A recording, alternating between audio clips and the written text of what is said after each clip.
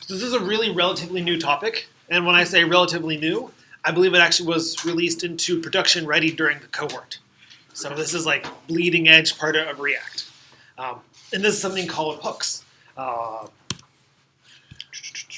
Where's my, there you go. So what are exactly hooks?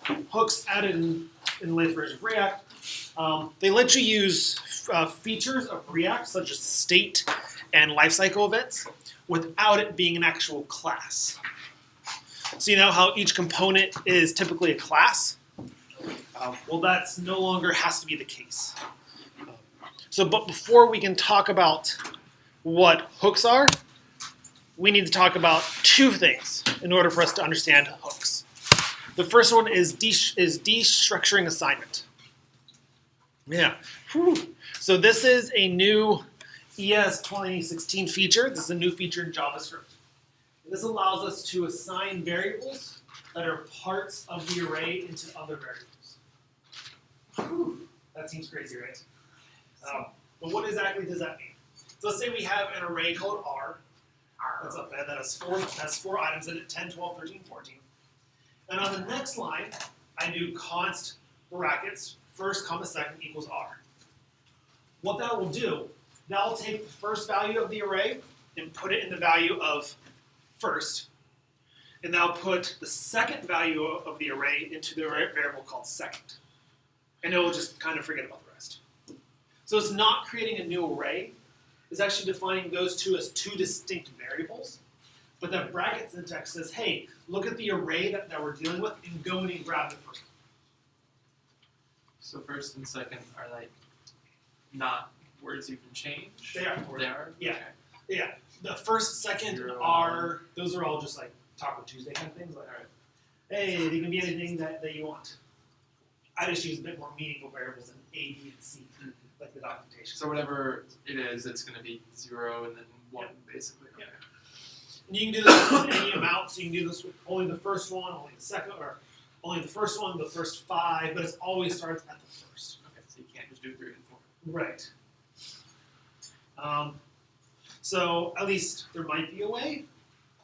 I'm not quite sure, but the bonus question, if we would do that, first value, second value, and ... the rest, first value would be 10, because it's the first value inside of the array.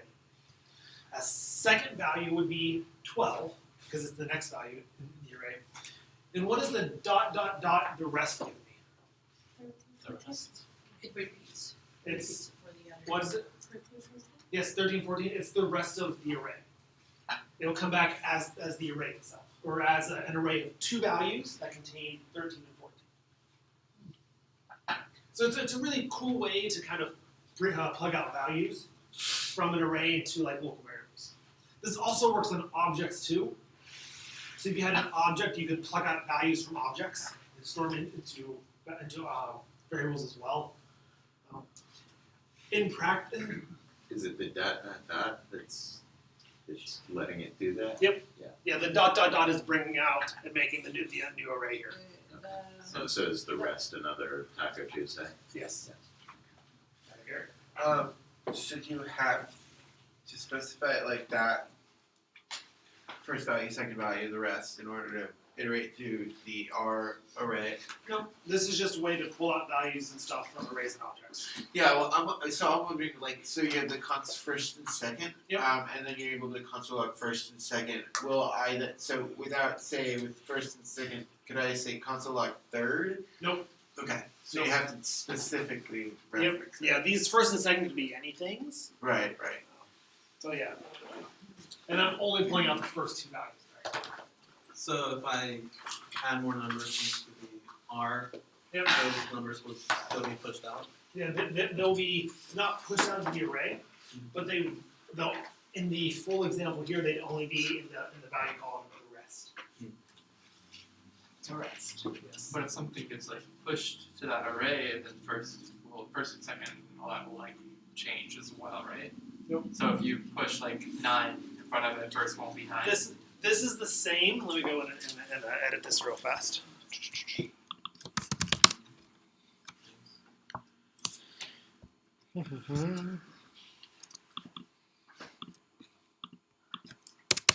This is the same as doing it. I'll make this bigger.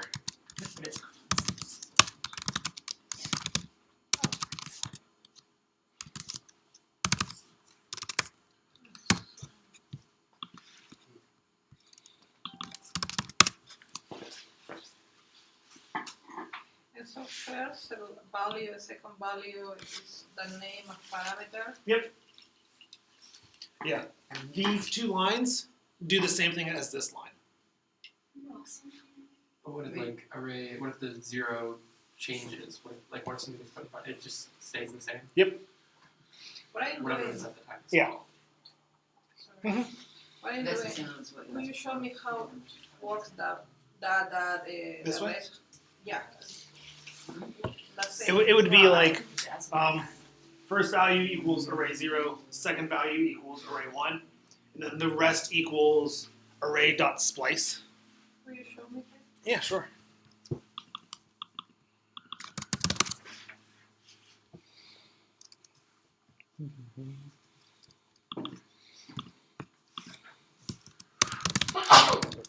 Bless you. always gonna go wrong. Yeah. Oh yeah. Yeah. Though this is the week to get sick, I must say. The rest I'm gonna be sick tomorrow. for the Ruby versus C Sharp. No, I don't want to miss that actually. What would be the application for this? What is it trying to solve by doing this? So Or make it, I'm assuming it's because it's trying to make something easier. Are we declaring a new state variable? you're close. You're very close. Yeah. This API. this destructuring is kind of what is you hooks use this syntax to kind of help make things make a little more sense. So in order for us to see the hook syntax, we have to kind of understand this a little bit. So we're driving there, because really, like destructuring like this, I don't see a use case for it apart from making my code look a little bit prettier. Like that's it. Yeah, I mean this would have But helped that's the goal. with the project that we just did. Like we were having to go into like response data whatever because like there was just a lot of noise in what we were getting. But with this, we could pull like just the data thing out of that. Yeah, it's stuff like that. It's doing extra steps to do fewer steps, kind of. Yeah, it's and instead of doing like this kind of stuff, we can kind of make it a little bit more elegant, debatably elegant. That's why we don't really cover this formally, because in my head, this is more syntactical sugar stuff that doesn't really get us much in the way of programming. It might make us better JavaScript developers, and it does, but it doesn't make us better developers on the whole. If that kind of makes sense. Yeah, right. I can see that. Ah.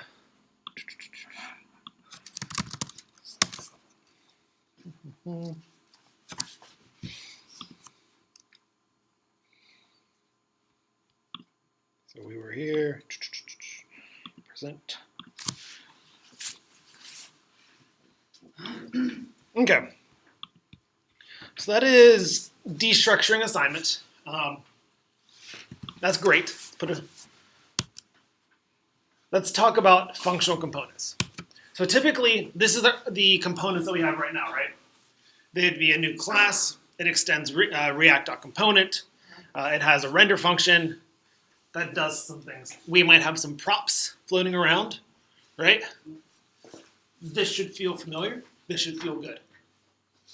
Though in React, this isn't the only way to create a component. We could create a component using just functions, because we don't need classes. Classes help us organize our thoughts and get things together, but instead, we actually write this as a function instead. So it's not too different. I mean, it looks almost exactly the same, right? Instead of the word class, we have the word function. Instead of having a constructor that takes props, we have a parameter that is props. And our return is just like our render, right? That's where we have our JSX, that's where we can do squiggles, that's where all that lives. So it looks very similar, right? Cinema render. No more render. It's just a return statement. Poetry. They're not interchangeable. They pretty much are. Okay. Pretty much. Pretty much. Before hooks, the functional components were better whenever your components didn't have state. Yeah. So think back to a component that you did for the weekend that didn't have its own state. That could have been done as a function instead of a class. Okay. So it's not too big a difference. They're more read-only. They're more, easier to kind of understand a little bit. It's like, hey, I don't have the overhead of needing a class. So yeah, functional components. Overall, the codes are just kind of simpler. This goes back to kind of like our week 1 through 3 stuff, where it's all JavaScript. Everything's just kind of functions, and that's it. They're easier to deal with state and scope a little bit. They kind of make things a bit more concise. There's really no more this. This is no longer really a thing. It's kind of gone now. I'm okay with that. Yeah, right. I was like, oh goodness. Yeah, like this is hard. The word this, the keyword this, is a hard concept that has a lot of things with it. That's not really a thing in functional components. And I mean, classes are hard. I mean, they are. No one gets it right. Everyone does it wrong. They're hard for computers to understand. They're just not there. What's the VS Code short of that? Like we use RCC for class. What is it for function? It's just you name function and go. You change it. Okay. So, so like, no, what we just were doing, we don't do it anymore? So Or when We do we still know when do to do it. this and not to do that? Like, Yeah, right. that's such, like, it's funky. This is funky stuff. So hooks are like game changing in React. It's still using the exact same ideas. So there's still Really? I've been seeing the two. You gotta start like coming with like a mask now. Yeah, I have some at home. So there's hand stuff all around campus. Nobody's yet. I encourage you all to use it. I have a heart. But so hooks, so they still use the exact same concept. So there's still components lifecycle. There's still something called a state. There's still a rendering event happening. It's just doing it in a different way. So all the core concepts are still the same, but the syntax is going to look a bit different. Okay. As That in, doesn't- this dot state is not gonna be the same. Gone. Gone. Gone. There is Done no with list that. state. That's Okay. okay. Yeah. I know. It was really kind of weird. I pretty much learned this yesterday, and this made React fun again. Yeah. So what does that mean? What's scope? What scope? Scope is like what can see what. Oh. And so like if that's pretty much like if I have a variable or a function or a class, what else can see and use that variable and what else has access to that stuff inside of it. So essentially what you're saying is you're able to give rights to certain Mm-hmm. Yep. information. Yeah. Yes. Wow. Yeah. And pretty much there's a whole another category. There's a whole category of bugs because classes are stateful.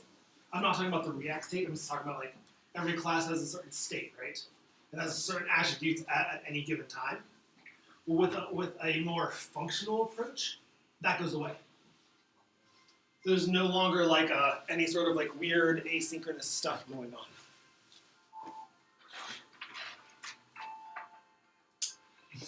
I mean, That's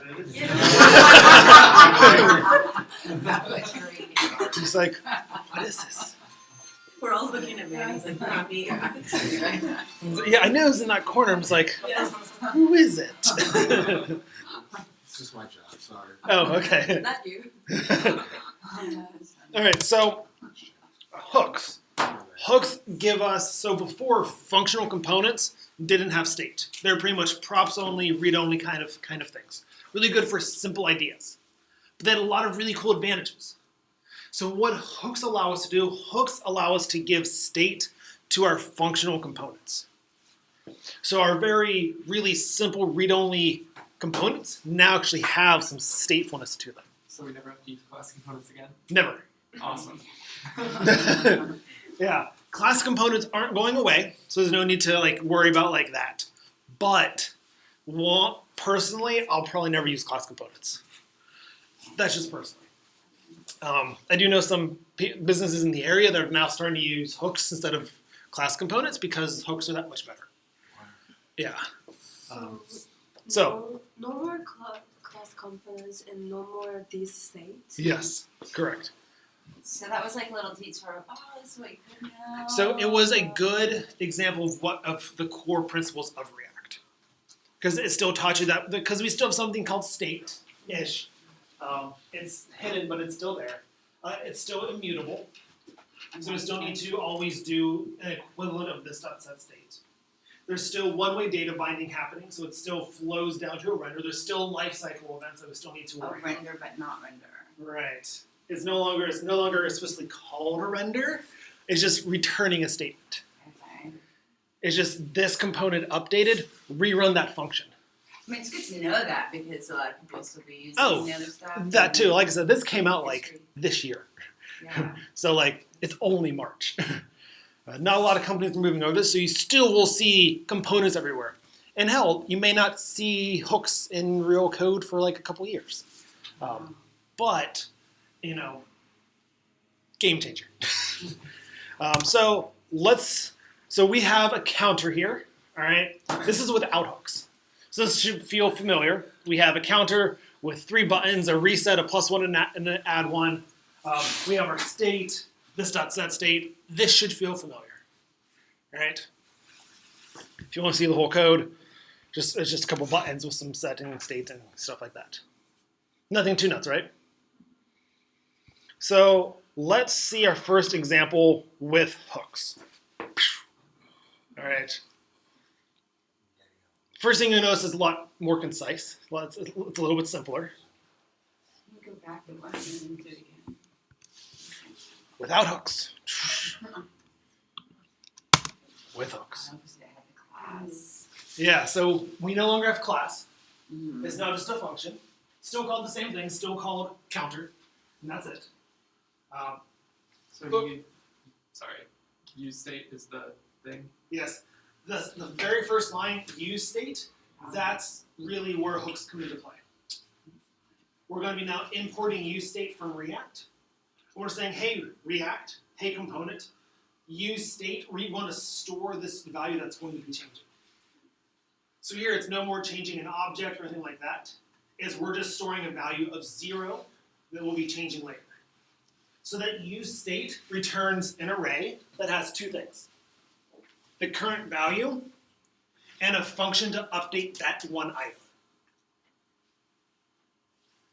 And that's, so see how it's called count, set count? That's a naming convention.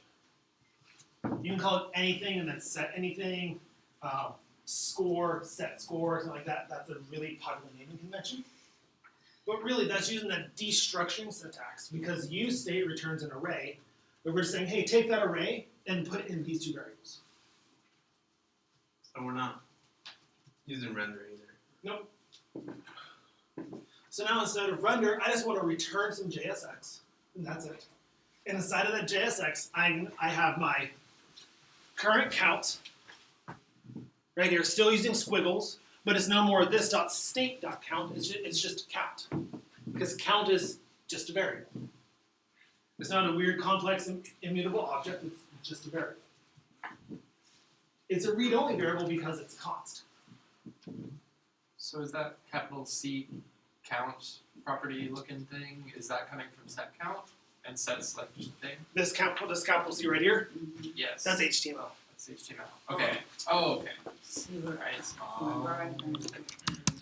I'll go in and make that a bit more clear. HTML has a way of just getting in there. This is going to make it so much easier. JavaScript, no JavaScript, right? There's a lot of JavaScript here. No! One thing I like about slides is that you can change this one word right here from edit, live, and just get rid of it, and it'll take you to different pages with it. So yeah. So we have some HTML. The current count is squiggles, same JSX syntax count. And then to update that, we have this set count function here. This set count came to us from the useState, and that's pretty much the same as like if we make our own function called update count that has this .setState inside of it in a new object. It's pretty much doing that under the hood, but it's giving us that function for us. Anastasia, and then here. Sorry, the difference between use state and this dot state, Mhm. you said the immutableness doesn't Right, change, it's but still there. what about objects? So it's no longer objects. We can track individual values. We can still track objects. Okay, We could say, hey, I want my hook to be called state, and I want my function to be called set state, and I just want to track an empty object. And if you want to do that, then yeah, you're mimicking state in class components one for one pretty much. yeah, But here now I can have something for count. If I had a second counter, I can have a second counter. And we can store them almost in their own individual states. instead of, Yeah. So so for the second half of the lecture, whenever we rebuild the scoreboard, we can have a state for the team 1 name, a state for the team 2 name, a state for the team 1 score, and a state for the team 2 score. Or a state for team 1 and a state for team 2. So it really kind of helps us break out state into more bite-sized manageable pieces. Micro. Yes.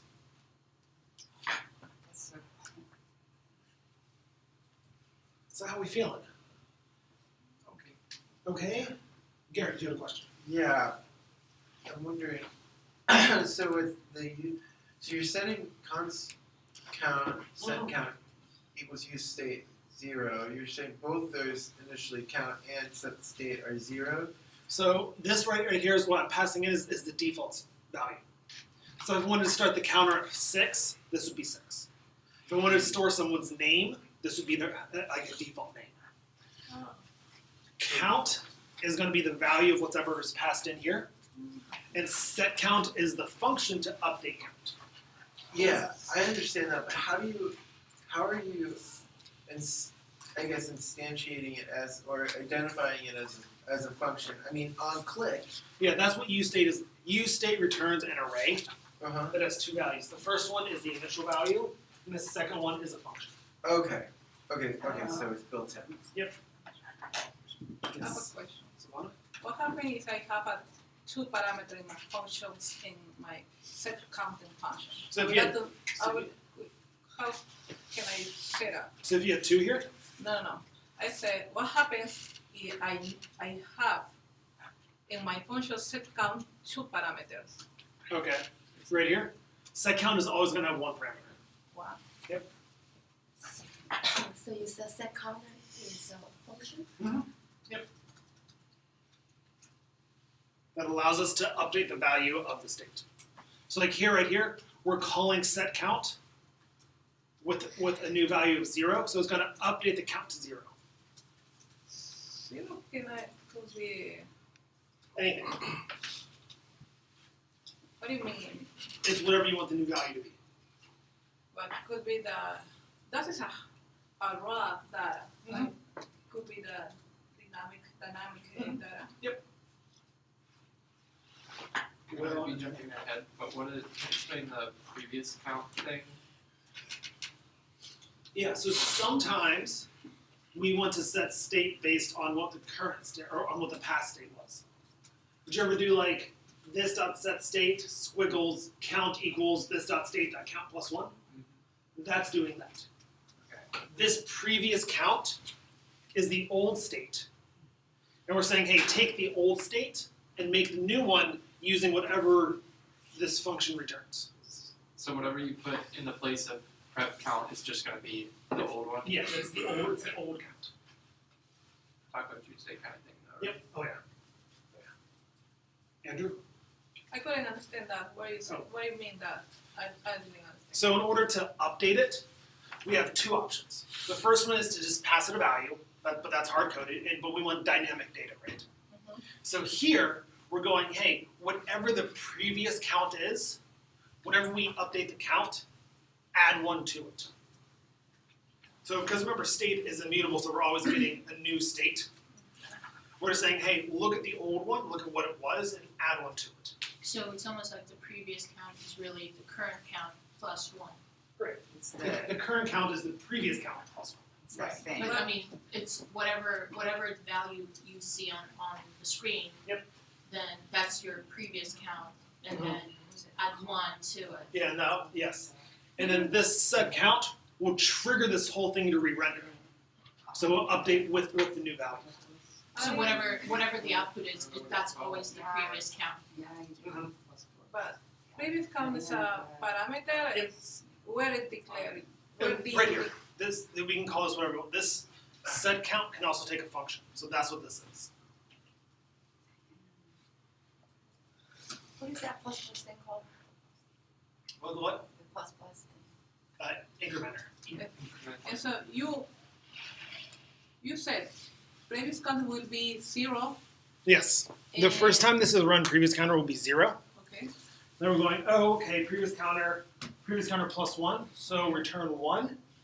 Set the count to 1. To 1. So So now, if we run it again, previous count is now 1.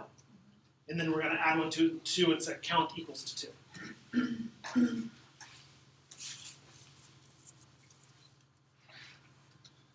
I have a feeling How it's I know? more complicated. How and so where I save it, Mm-hmm. that's your data is on the count. Yes. Everything you move is added and subtracted From the count, yep.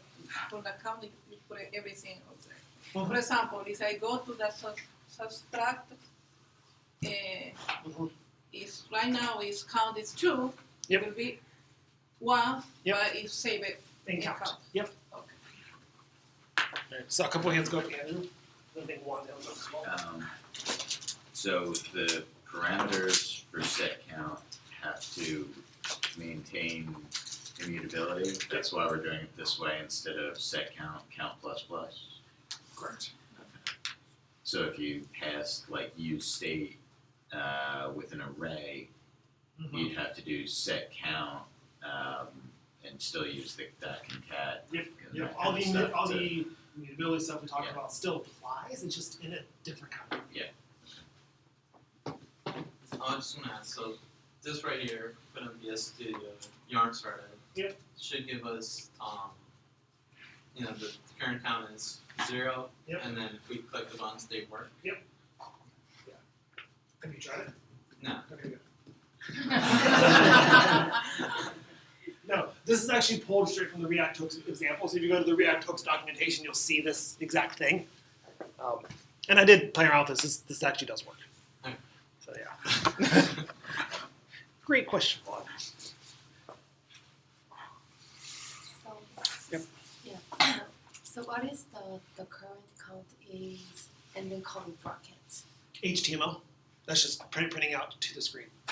The curly bracket, the count? Right here, that's the same syntax, squiggle syntax. That just says, hey, go to JavaScript, find me something that's called count, and put it here. The same way how you have like squiggles this dot state dot count. I think it's the same idea, except without this dot state. Oh, so we don't use this stage and then just use just Yep. like that. Yep. Simply. How do you call the count? It's a parameter. The second is a function. You say that. The first one is a parameter. It's just a variable. One and then many. So if we put an HTML tag, another one to the current count is count, whether it's H1 or P, it wouldn't change anything to that? So going down to the one click, it shows the way you have it up top, the set account is the previous number plus 1. Yep. So in essence, the bottom one, which is the one click, it's the previous number subtracting 1 from it. Yep. So if we click the add one button, it'll add one to the counter. Uh-huh. If we click the subtract one, it will subtract one from the counter. So how do you know what the previous number is? I think you answered that previous. I got it. It's the one that is whatever the currently is in Yes. state. Yeah. Yep. You did the same. Okay. Yeah, it's a weird kind of thinking, isn't it? Mm-hmm. It's fun actually.